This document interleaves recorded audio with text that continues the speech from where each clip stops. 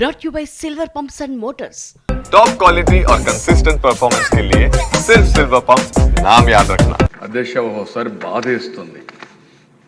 ప్రభుత్వం యొక్క మానవత్వాన్ని అద్దం పడుతుంది. అన్నా క్యాంటీన్ వీళ్ళు ఏమీ చేయక్కర్లేదు. కట్టిన బిల్డింగ్లన్నీ కూడా అన్నం పెడతా ఉంటే ఉన్న పడంగా వచ్చి పేదవాళ్ళ మీద కోపంతో వాళ్ళ పొట్టగొట్టే పరిస్థితికి వచ్చారు. అన్నా క్యాంటీన్లు క్లోజ్ చేశారు. ఇది నాకైతే అర్థం కలదు దిశ. ఈరోజు ఎన్టీ రామారావు గారు తిరుమల తిరుపతి దేవస్థానంలో ఆయన ఆ రోజు ముఖ్యమంత్రిగా వచ్చినప్పుడు అన్నదానం ప్రవేశపెట్టాడు. ఈరోజు 2000 కోట్ల రూపాయలు కార్పస్ వచ్చింది. వడ్డీతో ఇంకా చాలామంది దానం చేస్తున్నారు.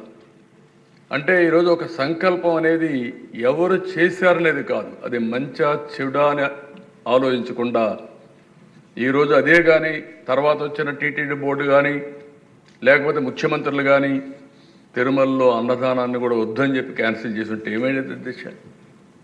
ఆ విధంగా చేయలేదు కాబట్టి అది కంటిన్యూ అయ్యే పరిస్థితి వచ్చింది. ఈరోజు మేము వస్తానే మళ్ళీ 204 అన్నా క్యాంటీన్లు ప్రారంభించాం. ప్రతి నియోజకవర్గంలో అన్నా క్యాంటీన్లు పెట్టి తద్వారా పేదవాళ్ళందరినీ ఆదుకునే కార్యక్రమానికి శ్రీకారం చుడతాం. ఇది ఈ ప్రభుత్వం యొక్క కమిట్మెంట్ అని చెప్పి కూడా నేను మీకు తెలియజేస్తున్నా. అదే మరిగా దిశ ఈరోజు మనం ఒకసారి చూస్తే ఈరోజు దీపం కార్యక్రమం పేదవాళ్ళ కోసం ఏదైతే ఎన్నికల మేనిఫెస్టోలో మేము చాలా స్పష్టంగా చెప్పాం, దాని ప్రకారం ఈరోజు 3 ఉచిత గ్యాస్ సిలిండర్లు ఇస్తామని హామీ ఇచ్చాం. ఇప్పటికే 1 రిలీజ్ చేశాం, 3 కూడా ఇచ్చేదానికి సిద్ధపడ్డాం. ఈరోజు మీరు చూస్తే 48 అవర్స్లో వాళ్ళు కట్టిన తర్వాత తిరిగి వాళ్ళకి డబ్బులన్నీ కూడా రీపే చేస్తున్నాం.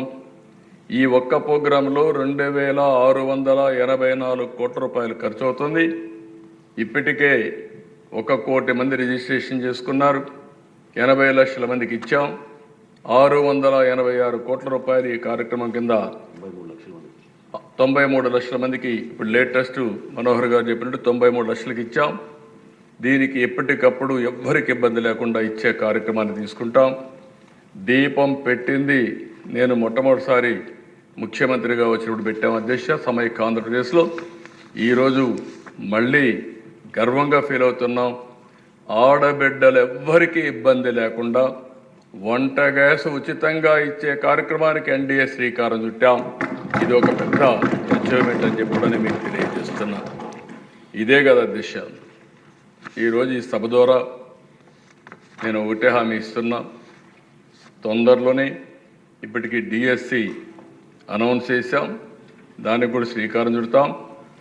రాబోయే సంవత్సరం 16,384 ఉద్యోగాలు ఏవైతే చెప్పామో రిక్రూట్ చేసి ట్రైన్ చేసి పోస్టింగ్స్ ఇచ్చి పాఠశాలలు ఓపెన్ చేస్తామని చెప్పి కూడా నిరుద్యోగులందరికీ హామీ ఇస్తున్నాం. దానికి కూడా శ్రీకారం చుడుతున్నాం. ఇది కాకుండా దిశ ఇబ్బందులు ఎన్నున్నా ఇచ్చిన హామీని నిలబెట్టుకుంటామని చెప్పాం. మే నెలలో తల్లికి వందనం, ఎంతమంది పిల్లలున్నా అంతమందికి డబ్బులు ఇచ్చే కార్యక్రమానికి శ్రీకారం చుడతాం. ఆ కార్యక్రమాన్ని కూడా ముందుకు తీసుకెళ్తాం.